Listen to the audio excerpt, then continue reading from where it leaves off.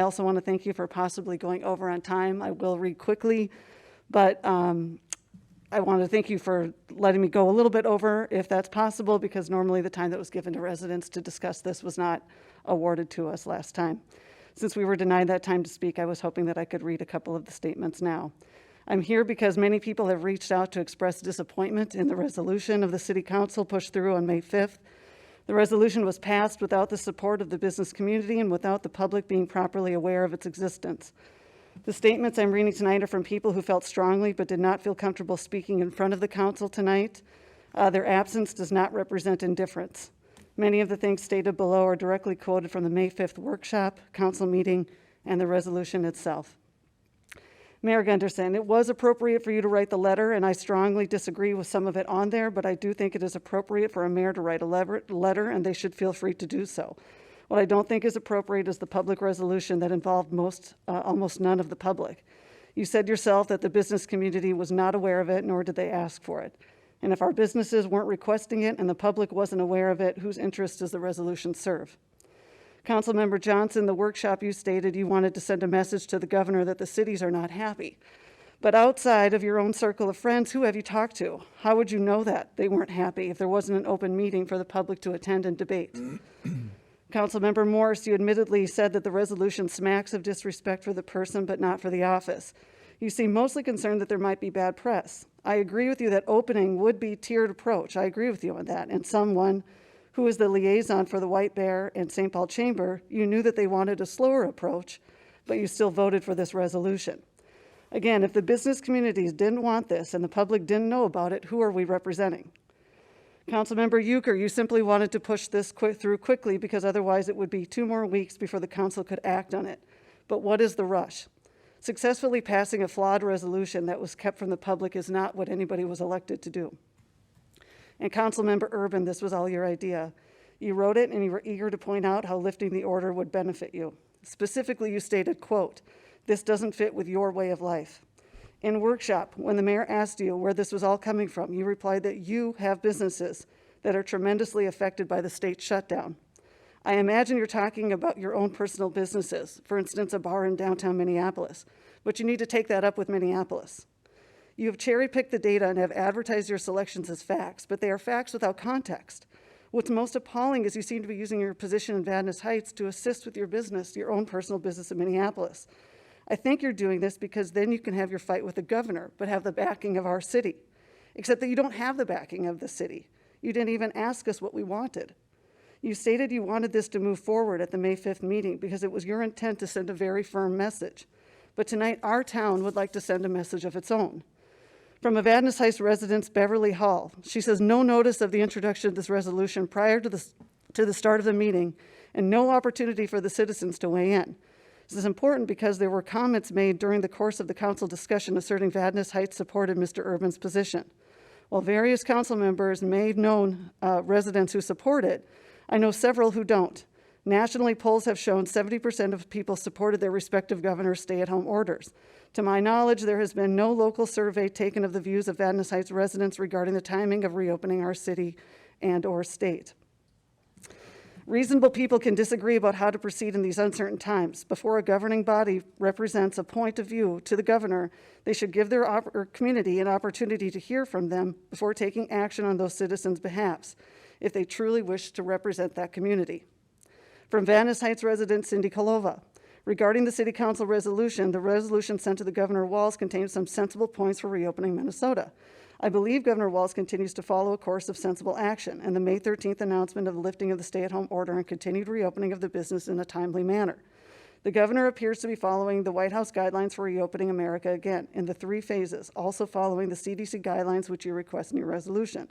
The main difference I see between his actions and your resolutions is the resolution desire to let businesses decide on their own when to open. That seems to go against the White House guidelines, setting certain criteria for business to reopen in 3 phases. It phases states with businesses should open in that phase. It seems like the common sense approach rather than the free-for-all which happened the week in Wisconsin. It appeared to be a chaotic mess with little adherence to CDC guidelines. From small business owner Anna Sturk. As a small business owner in Minnesota, I am concerned about the resolution that was passed in Vadnais Heights. It appears that this was a fly-by-night attempt to advance a personal business interest that potentially put the citizens and businesses of Vadnais Heights in danger. As a business owner, I've had to modify structure, hours, and mode of delivering my services. I recognize these changes are, at their core, the result of the ways in which the virus is transmitted, not a political move by any one party. When business owners and families stay united in recognizing what we need to be fighting the virus, not each other, we stand a chance. When we engage in a race to the bottom of forcing businesses to open, we give up both the state, the federal economic protections for businesses and employees. In addition, we open ourselves up to liability if we are putting our customers, clients, and employees in danger by not operating with known best practices. That point seems to be missed in the discussion about opening up the economy. The economy has never been closed. It has been continued to operate in an altered way that is not the desire of any one political party, but an attempt to stop a pathogen that has no political agenda or an affiliation. From Vadnais Heights resident Jennifer Danielson, the resolution of the governor of Minnesota was not the public agenda at the start of the meeting on May 5th, which, if done on purpose, was deceitful and not respectful of the citizens of Vadnais Heights. The letter to Wall stated on behalf of the business community and the citizens, but I believe this is slightly disingenuous. There is no question about the negative economic impact the shutdown is having on business and many citizens of Vadnais Heights and surrounding communities, but it's also the responsibility of elected officials to keep the citizens safe. And finally, from Vadnais Heights resident Stephanie Stark, as a member of the Vadnais Heights community, I was surprised and disturbed when I found that the city council had sent a resolution to Governor Walz urging him to open businesses. While this is certainly something we all want, when it is safe to do so, I feel the political pressure on the governor may have caused him to make a decision to reopen business prematurely. It is also disturbing to me that a member of the city council attended the Liberate Minnesota protest, which was an irresponsible display of disregard for social distancing and government-recommended guidelines to slow the spread of COVID-19. At the very least, the community should have been given an earlier opportunity to voice their opinions on this resolution. I am disappointed in the council's conduct on this matter, and I hope they will consider the voices of all of their citizens in the future. I will close with these statements with this. The only defense of the virus right now is our behavior. That's it. We don't have a weapon and we don't have a vaccine to fight it. We barely have enough medical supplies. We know we can't stay home forever, and we don't want to. But we want our businesses open, and we want everyone to go back to work. We elected you to listen to us, the people of Vadnais Heights. The resolution was handled poorly. It was hidden from public debate, and for some of you, it was very self-serving. Thank you for your time. I will sign this now. Thank you. Anyone want to respond or Ms. address Gustafson, anything? you made a few comments here. Yes. You said the economy has not been closed. Now, have you ran that statement by any restaurant owners, hotel owners that are running at less than 10% capacity, any small shop owners that aren't Walmart, Home Depot, that have been closed for 2 months?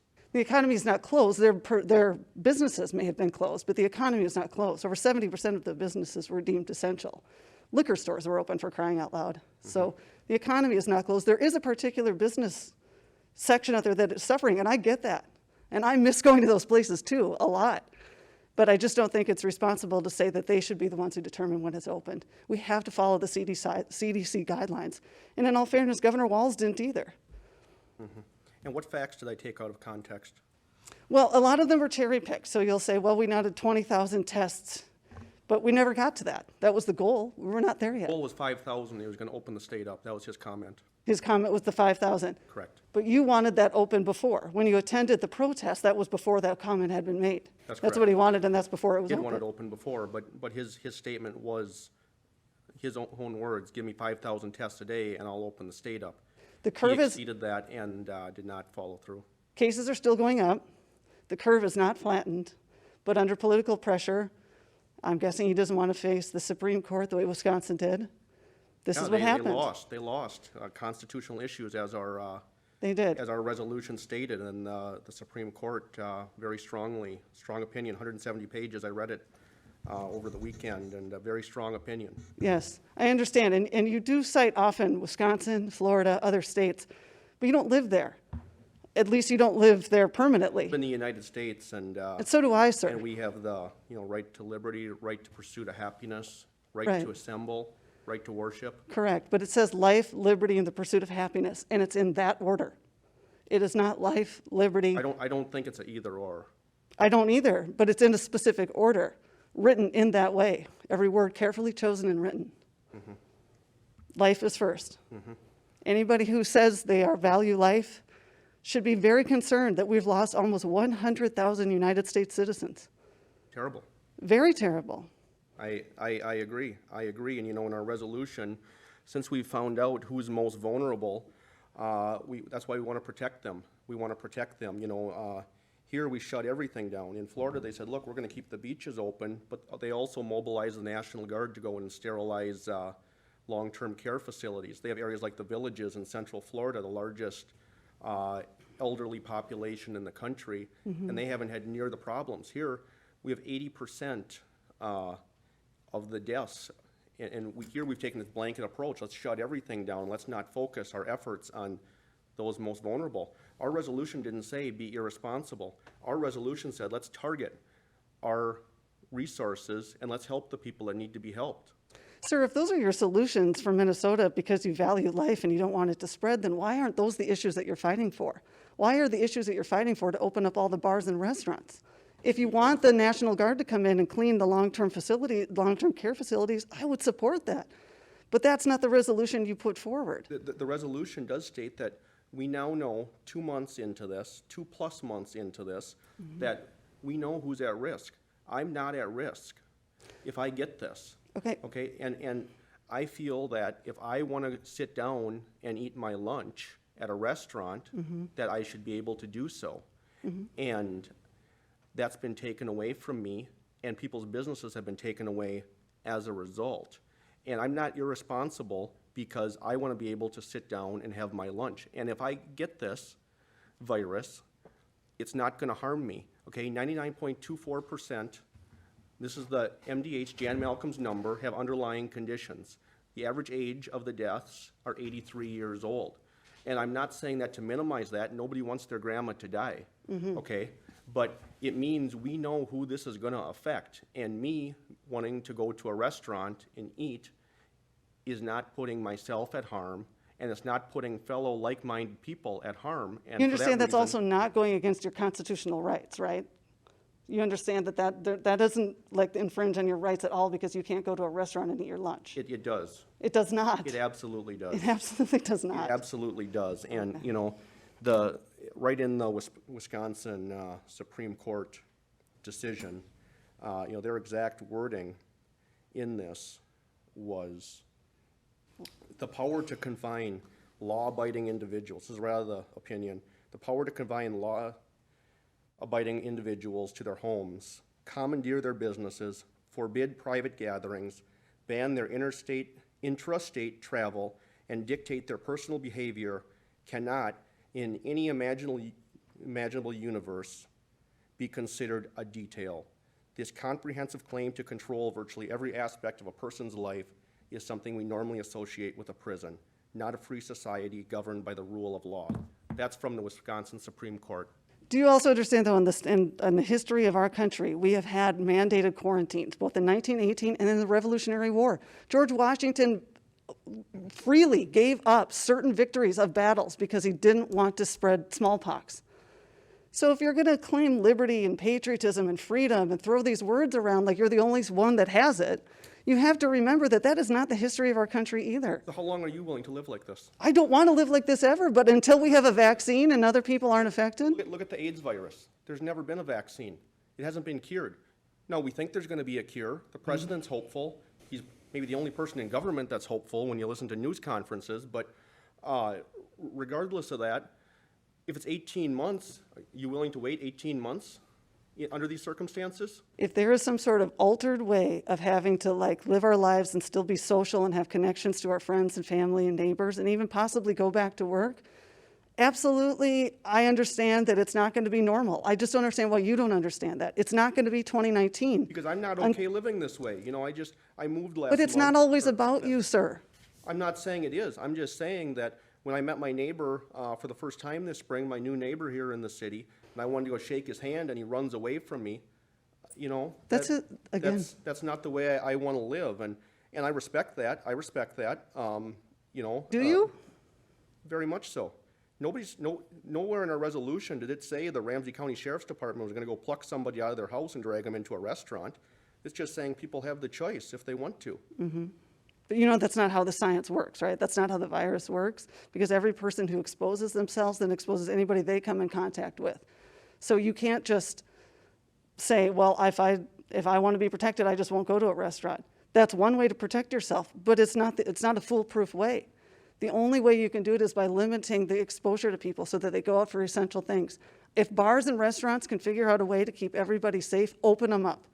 But not until then, and it shouldn't be up to just the owner to decide when and how. You know none will still exist in 18 months. You know that, right? You don't know that, sir, either. You're just being dramatic. Oh, believe me, I know in 18 months, there will not be much left, believe me.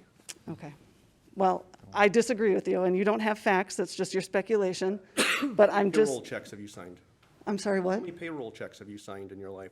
I don't sign payroll checks. There you go, you know. Okay. That doesn't mean that I am immune to what goes on in businesses. I did run a nonprofit for a while. I do understand what it's like to run a business. Well, Just because I I don't sign a A lot of our payroll. restaurants are going to be nonprofits because there's not going to be no profit to be made. Okay, I don't know if this is entirely appropriate that he Well, can just here- argue with me. I just feel like Yeah, this- I think You that made some it's a pretty debate strong is, well, comments, and you know, I like here's to the thing. keep things respectful. Here's the thing that you're missing. You know, there's a human aspect. You know, our former mayor, Fletcher, who's now the sheriff, was on Channel 5 or Channel 9 with an interview discussing the increase in domestic violence, suicides, drug abuse, and mental health issues. You know, there's a human toll here. Right. I'm going to read something that was on Facebook. It was a post, and there's a picture of a person in an emergency room bed. I'm going to read this. It says, "I don't think I ever remember being so violently ill, seemingly due to severe dehydration. I've been so stressed and worried lately, and when I get this stressed, I get so distracted and I don't eat or drink properly. Yesterday I was working in the sun all day, got pretty sunburned, and the only water I remember drinking was one glass Kim brought out to me. These lockdowns and restrictions as a result of COVID-19 have had catastrophic effects on my life, both professionally and personally.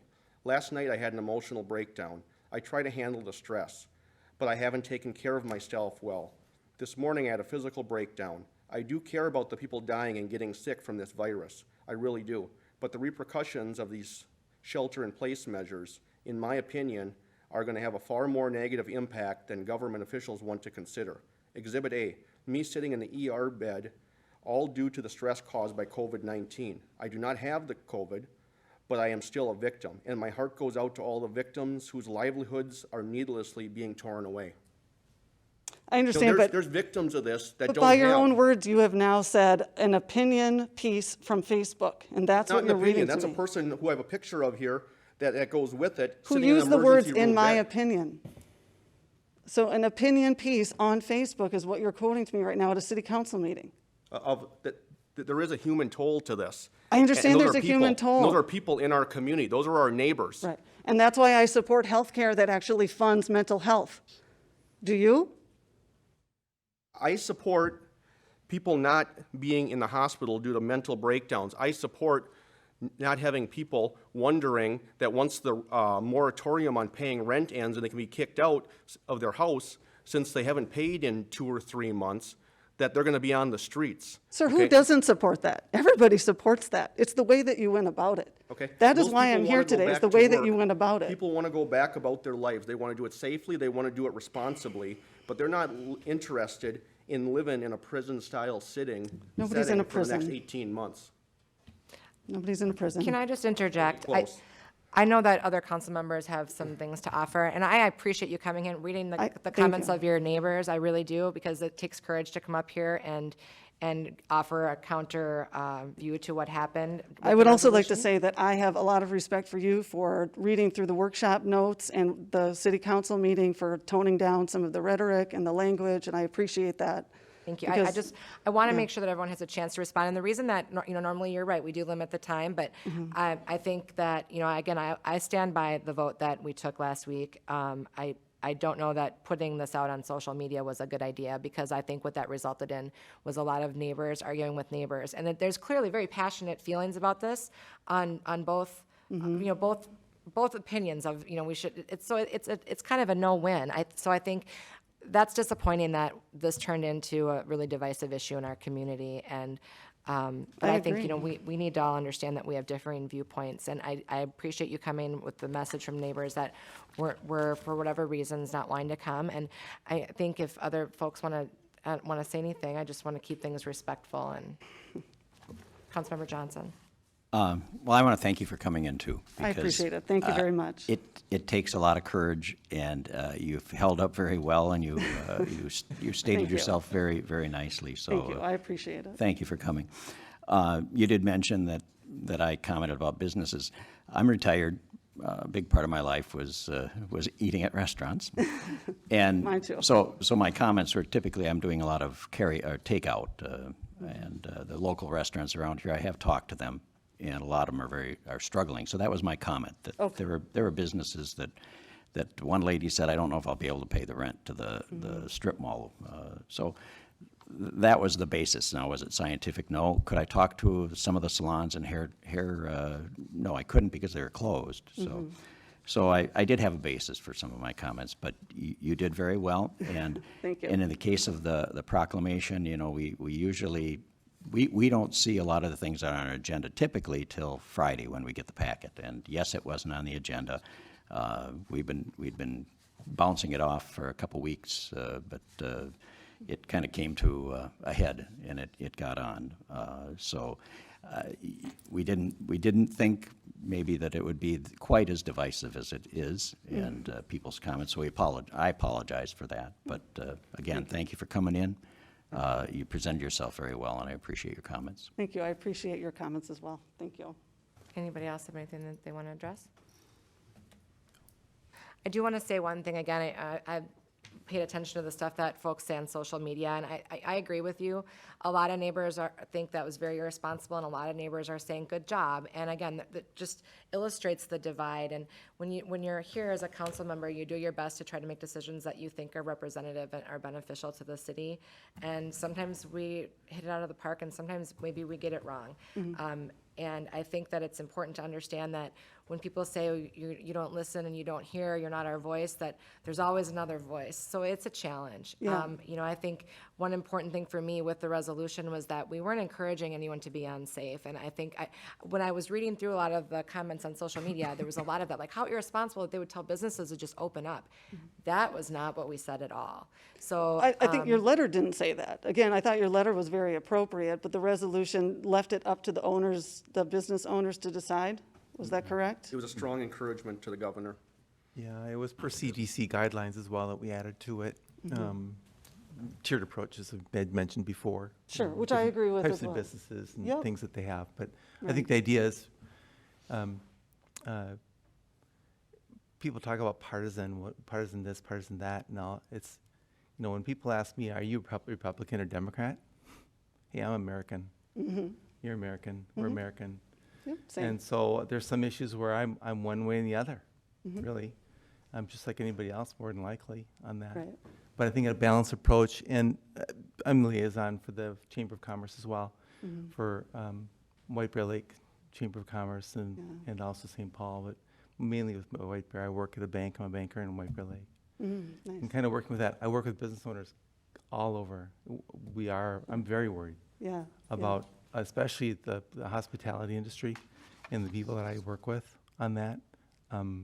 I can attest to what Councilmember Urban's saying as far as that, regardless, but whether they'll be around in 18 months if it were to go on, there's not much that can For me, happen. I guess I'm more worried about, Yeah, Bigger you know, picture. but I thank you for coming here. My gosh, I think you did great.